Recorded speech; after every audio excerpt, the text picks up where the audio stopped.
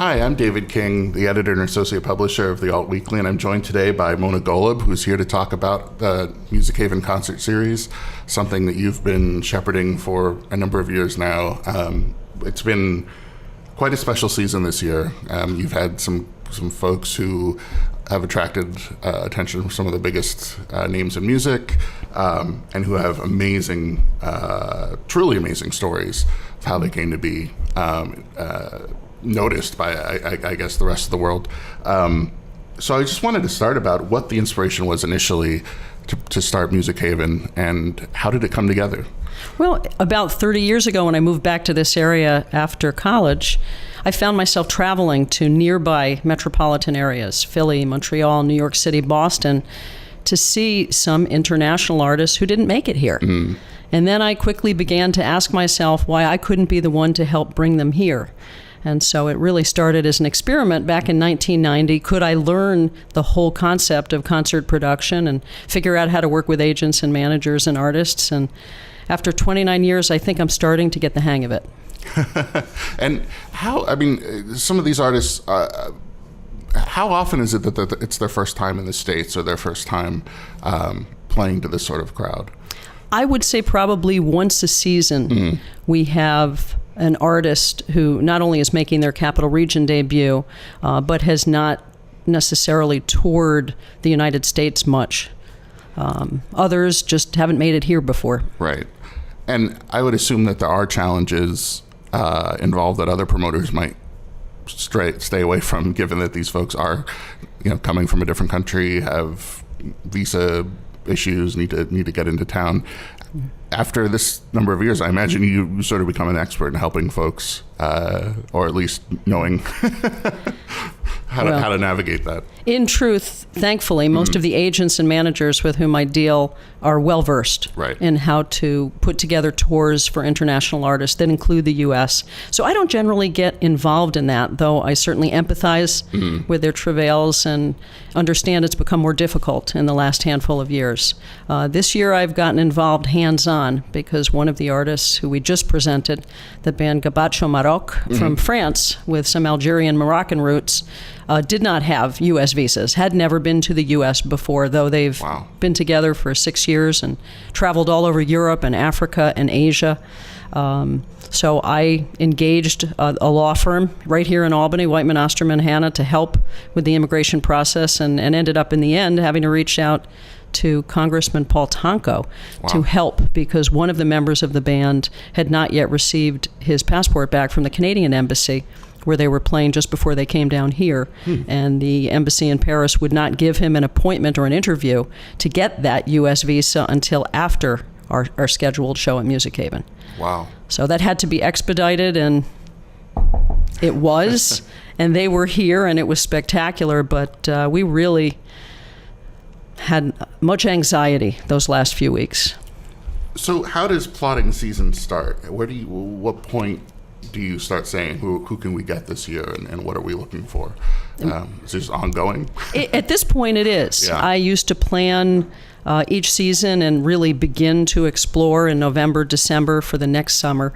But at this point, the list of artists who I'd love to bring here has gotten longer than half a dozen or a dozen that might make up any given season. So it's this now ongoing process of staying in touch with agents who represent these artists and figuring out when they might be coming to the United States next, and how that might map out 1, 2, or even 3 years from now.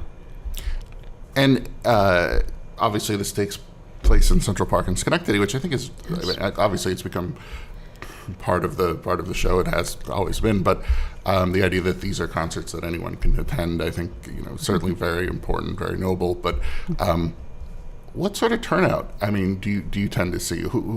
I know you have regulars. I know you have devotees who are not going to miss it. But do you feel like you're educating folks? Do you feel like you're being able to introduce them to music they otherwise wouldn't have ever I do, and that's really part of what inspires me. I think probably half of our audience we consider to be the adventurous regulars who come to travel with us one concert at a time, to explore the world through music and culture, regardless of where that music and culture might come from. A quarter of the audience sometimes is connected ethnically or religiously to the group that's performing, and they take great pride in sharing what they believe in some way belongs to them and is now being shared with the rest of our community. And then, the last quarter of the audience is just a group that may come along because they've heard that the Heart of the Park and Music Haven are an interesting place to spend a Sunday night, or somebody they know has said, go check it out, and then they come back. So it does build community. Yeah, Central Park, in some ways, even from my family, has become sort of integral, and I never thought it would. We don't live in Schenectady, but my wife's family does, and my daughter loves Central Park, and there's always so many things to do besides concerts. There's educational opportunities for the environmental groups and planting and things like that, and it's amazing to have something that full of resources right in the middle of the city, and I think more people obviously should venture. I think it's the park with the most assets in the Capital Region, an award-winning rose garden, a huge pool. It's wonderful to hear the kids swimming and yelling and playing, a great playground, wonderful tennis courts, and Music Haven is a part of that. Great ball fields, great ball courts, but I've always believed that parks are a great equalizer for people. It really doesn't matter, what neighborhood you come from or what your background is, or even how much change you have jingling around in your pocket. Parks are for all of us to enjoy, and when one is as well stacked as Central Park, it's great to see people out enjoying it. So let's talk about this season. The opener, Bombino, quite a reputation among American British guitarists because of his style is unbelievable, but his story is, I think, what's most compelling in a lot of ways. I listen to him. My daughter likes him because it fits in some ways to the very simple blues model, but it goes way beyond that. How did you first come across his story and hear about him? And can you tell us a bit about it? Well, every year I bring in artists from Africa, but obviously Africa is a very large continent, and the styles of music and the meaning behind the styles of music varies greatly across the country. I've been chasing Tuareg artists, of which Bombino is one, for a number of years now, and I've watched his reputation grow. I've been dealing with a particular agent who represents a couple of different Tuareg groups, and when I found out that Bombino was available this summer, and I have asked for each of the last three, and the dates did not jibe, I really believed, now this was time, this was great. And then within the 2 months prior to the start of our season and our kickoff, I saw this beautiful 2-page profile of him in the New York Times, the Sultan of Shred. And I thought, oh my goodness, maybe it was really worth waiting the extra 2 years, which was not necessarily my choice, so that perhaps I can leverage that and help people understand how incredible this artist is and how highly he is regarded in other places where he's played and by other artists who we know and recognize, whether Carlos Santana or Jerry Garcia or Jimi Hendrix, to be compared to the likes of those. And yet do that while stretching the genre we know as blues, which sounds and feels comfortable, but is a totally different dialect of blues. Absolutely. Is really something special. And, so what interests me so much is that sort of the guitar in that became outlawed, basically. And this is a guy whose music was legitimately protest, but in a way that I think most people in the United States couldn't comprehend.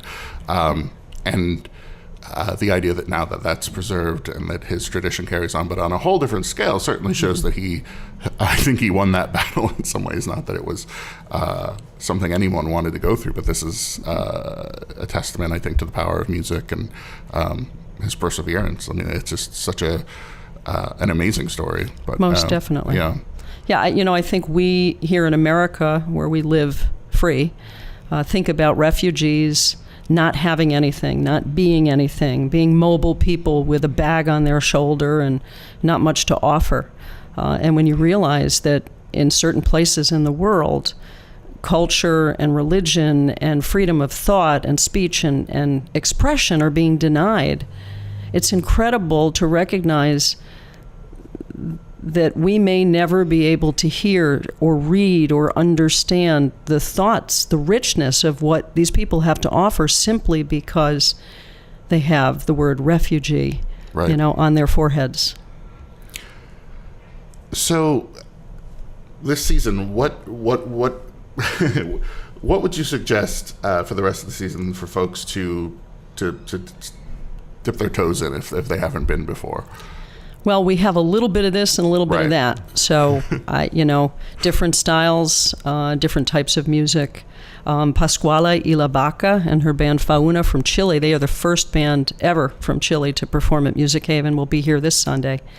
Chilean pop that rolls jazz into it, and even a little bit of traditional folk into it. She is very worldly, very artsy, and will put on a show that is as visual as it is musical. Definitely dynamic. And then Taina Asili and La Banda Rebelde, a regional favorite, will be opening that show.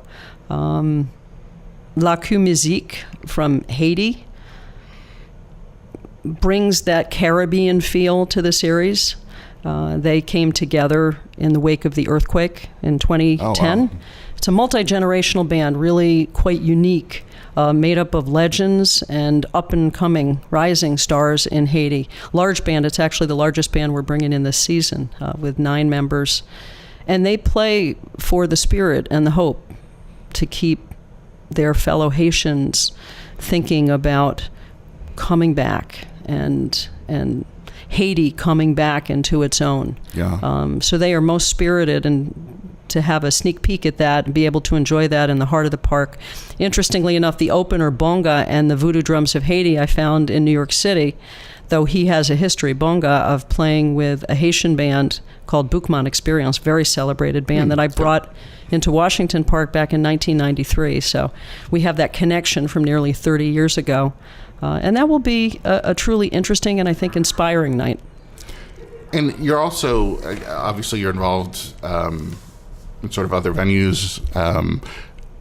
What's that been like? What is Music Haven's expansion plan? So how do you plan to get involved? It seems like you're trying to reach out and get the word into different places. Well, with the well-established Global Series as our foundation on Sunday evenings, we realized if we wanted to expand our purview, and with the improvements to Music Haven this year, the beautiful new stadium quality seats and the terraced hill, we figured it was a good time for us to begin to build more relationships with other arts organizations, whether presenting or performing.